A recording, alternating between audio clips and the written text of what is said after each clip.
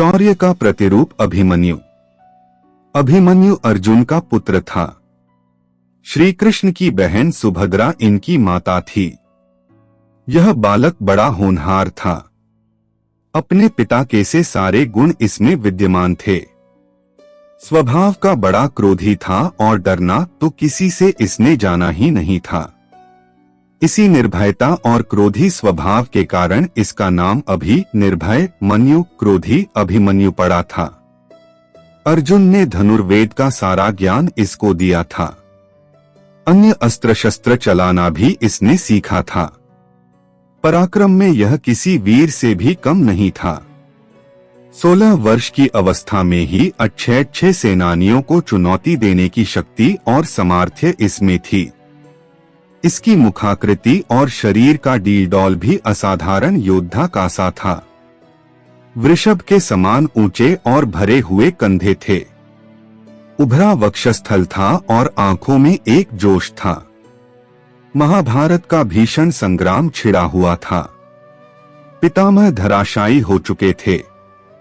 उनके पश्चात गुरु द्रोणाचार्य ने कौरवों का सेनापतित्व संभाला था।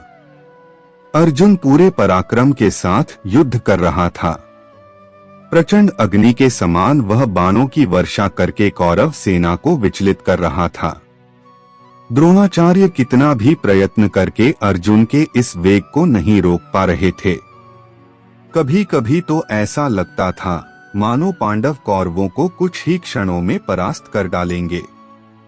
प्रातः काल युद्ध प्रारंभ हुआ। श्री कृष्ण अपना पांचजन्य फूंकते उसी क्षण अर्जुन के बाणों से कौरव सेना में हाहाकार मचने लगता। संध्या तक यही विनाश चलता रहता।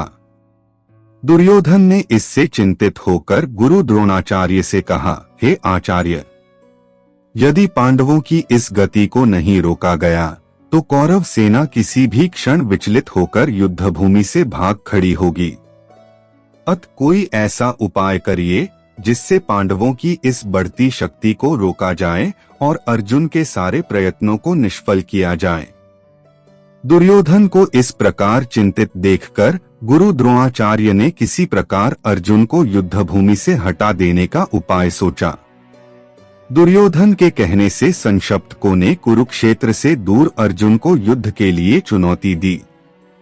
अर्जुन उनसे लड़ने को चला गया। उसके पीछे से द्रोणाचार्य ने चक्रव्यूह की रचना की और युधिष्ठिर के पास संवाद भिजवाया कि या तो पांडव आकर कौरव सेना के इस चक्रव्यूह को तोड़े यह अपनी पराजय स्वीकार करें। जब संवाद युधिष्ठिर के पास पहुंचा तो वे बड़ी चिंता में पड़ गए, क्योंकि अर्जुन के सिवा चक्रव्यूह को तोड़ना कोई पांडव नहीं जानता था। अर्जुन बहुत दूर संशप्तकों से युद्ध कर रहा था। चक्रव्यूह तोड़ने में अपने आप को असमर्थ देखकर पांडवों के शिविर में त्राहि मच उठी। युधिष्ठिर, भीम, धृष्टद्युम्न आदि कितने ही पराक्रमी योद्धा थे जो बड़े से बड़े पराक्रमी कौरव सेनानी को चुनौती दे सकते थे, लेकिन चक्रव्यूह तोड़ने का कौशल किसी को भी नहीं आता था। वह ऐसा व्यूह था जिसमें पहले तो घुसना और उसको तोड़ना ही मुश्किल था और फिर सफलतापूर्वक उसमें से बाहर निकलना तो और भी दुष्कर कार्य था। कौरव सेना के सभी प्रमुख महारथी उस चक्रव्यूह के द्वारों की रक्षा कर रहे थे। जब सभी किंकर्तव्य विमूढ़ के सभा में बैठे हुए थे और अर्जुन के बिना सिवाय इसके कि वे अपनी पराजय स्वीकार कर लें कोई दूसरा उपाय उनको नहीं सूझ पड़ रहा था, अभिमन्यु वहां आया और सभी को गहन चिंता में डूबा हुआ पाकर युधिष्ठिर से पूछने लगा कि चिंता का क्या कारण है। युधिष्ठिर ने सारी बात बता दी। उसे सुनकर वह वीर बालक अपूर्व साहस के साथ बोला, आर्य, आप इसके लिए चिंता न करें। दुष्ट कौरवों का यह षड्यंत्र किसी प्रकार भी सफल नहीं हो सकेगा। यदि अर्जुन नहीं है तो उनका वीर पुत्र अभिमन्यु तो यहाँ है। आप दुर्योधन की चुनौती स्वीकार कर लीजिए। मैं चक्रव्यूह तोड़ने के लिए जाऊंगा। अभिमन्यु की बात सुनकर सभी को आश्चर्य होने लगा। एक साथ सबकी नीचे झुकी हुई गर्दनें ऊपर उठ गईं। फिर भी युधिष्ठिर ने इसे अभिमन्यु की नादानी ही समझा। उन्होंने पूछा, बेटा, तुम्हारे पिता अर्जुन के सिवा इनमें से कोई भी चक्रव्यूह भेदना नहीं जानता, फिर तुम कैसे इसका भेदन कर सकते हो? हाय, आज अर्जुन होता तो यह अपमान न सहना पड़ता। संध्या काल तक भी वह गांडीव धनवा नहीं आ सकेगा और पांडवों की यह सेना, जिसको लेकर वह प्रचंड वीर अभी तक युद्ध करता रहा है, अपने अस्त्र डालकर कौरवों से पराजय स्वीकार कर लेगी। हाय हाय क्रूर विधाता! यह कहकर युधिष्ठिर अधीर हो उठे। उसी क्षण अभिमन्यु ने सिंह की तरह गरज कर कहा, आर्य, आप मुझे बालक न समझें। मेरे रहते पांडवों का गौरव कभी नहीं मिट सकता। मैं चक्रव्यूह को भेदनाता हूँ। पिता ने मुझे चक्रव्यूह के भीतर घुसने की क्रिया तो बतला दी थी, लेकिन उससे बाहर निकलना नहीं बताया था। आप किसी प्रकार चिंता न करें। मैं अपने पराक्रम पर विश्वास करके चक्रव्यूह को तोड़ूंगा और उससे बाहर भी निकल आऊंगा। आप चुनौती स्वीकार कर लीजिए और युद्ध के लिए मुझे आज्ञा देकर शंख बजा दीजिए। उस दुर्योधन को संदेश भिजवा दीजिए कि वीर धनंजय का पुत्र अभिमन्यु उनकी सारी चाल को निष्फल करने के लिए आ रहा है। कितनी ही बार अभिमन्यु ने इसके लिए हठ किया। परिस्थिति भी कुछ ऐसी थी। युधिष्ठिर ने उसको आज्ञा दे दी। अभिमन्यु अपना धनुष लेकर युद्ध भूमि की ओर चल दिया। उसकी रक्षा के लिए भीमसेन, धृष्टद्युम्न और सात्यकी चले। चक्रव्यूह के पास पहुंचकर अभिमन्यु ने बाणों की वर्षा करना आरंभ कर दिया और शीघ्र ही अपने पराक्रम से उसने पहले द्वार को तोड़ दिया और वह तीर की सी गति से व्यूह के अंदर घुस गया। लेकिन भीमसेन, सात्यकी और धृष्टद्युम्न उसके पीछे व्यूह में नहीं घुस पाए। उन्होंने कितना ही पराक्रम दिखाया, लेकिन जयद्रथ ने उनको रोक लिया और वहीं से अभिमन्यु अकेला रह गया। अर्जुन का वह वीर पुत्र अद्भुत योद्धा था।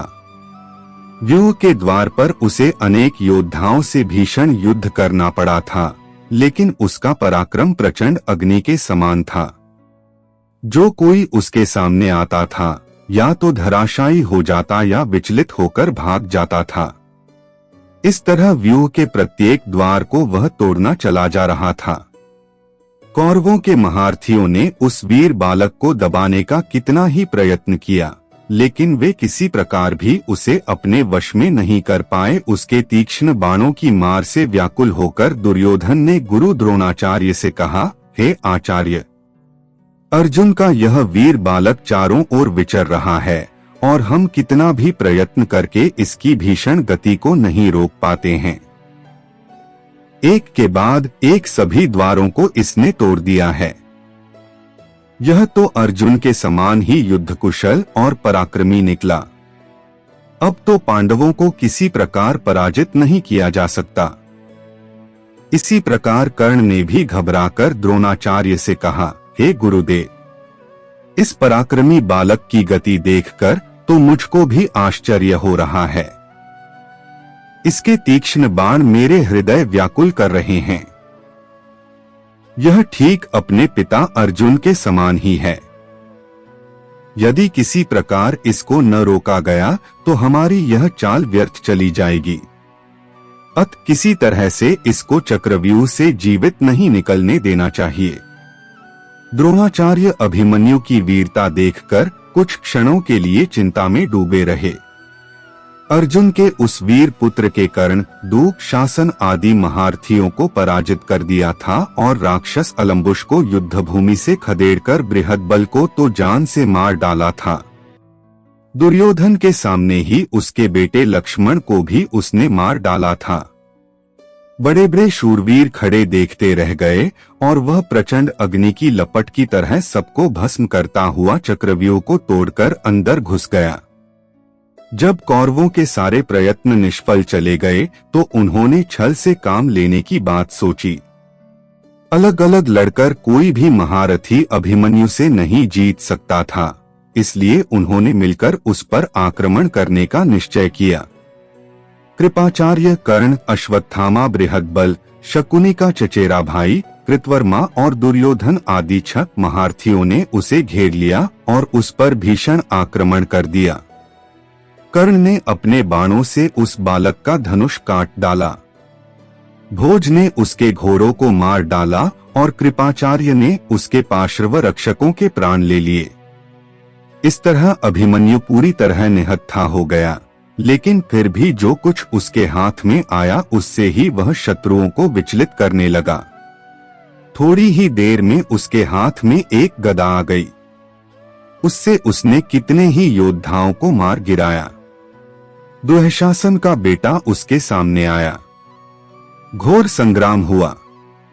अकेला अभिमन्यु छठ के सामने क्या करता। महारथियों ने अपने बाणों से उसके शरीर को छेद दिया। अब वह लड़ते लड़ते थक गया था। इसी समय दुःशासन के बेटे ने आकर उसके सिर पर गदा प्रहार किया, जिससे अर्जुन का वह वीर पुत्र उसी क्षण पृथ्वी पर गिर पड़ा और सदा के लिए पृथ्वी से उठ गया। उसके मरते ही कौरवों के दल में हर्षध्वनि उठने लगी। दुर्योधन और उसके सभी साथी इस निहत्थे बालक की मृत्यु पर फूले नहीं समाये। किसी को भी उसकी अन्याय से की गई हत्या पर तनिक भी खेद और पश्चाताप नहीं था। जब अभिमन्यु की मृत्यु का समाचार पांडव दल में पहुंचा तो युधिष्ठिर शोक से व्याकुल हो उठे। अर्जुन की अनुपस्थिति में उन्होंने उसके लाल को युद्धभूमि में भेज दिया था। अब उनके आने पर वे उसको क्या उत्तर देंगे, इसका संताप उनके हृदय को व्याकुल कर रहा था। भीम भी अपने भतीजे की मृत्यु पर रोने लगा। वीर अभिमन्यु की मृत्यु से पांडवों के पूरे शिविर में हाहाकार मच गया। संशप्तकों से युद्ध समाप्त करके जब अर्जुन वापस आया तो वह दुखपूर्ण समाचार सुनकर मूर्छित हो उठा और अभिमन्यु के लिए आर्त स्वर से रुदन करने लगा। श्री कृष्ण ने उसे काफी धैर्य बंधाया, लेकिन अर्जुन का संताप किसी प्रकार भी दूर नहीं हुआ।